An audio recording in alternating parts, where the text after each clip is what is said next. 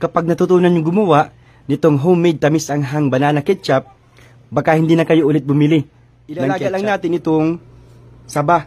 Hinog na sabayan mga ka-eyeball. 1 cup ng suka, 1 buong sibuyas, 4 na ngipin ng bawang, at 2 siling labuyo. 1 kutsarang juice ng lemon, 1 kutsaritang asin, 1 and 1/2 cup ng asukal, at 1 kutsara ng cornstarch.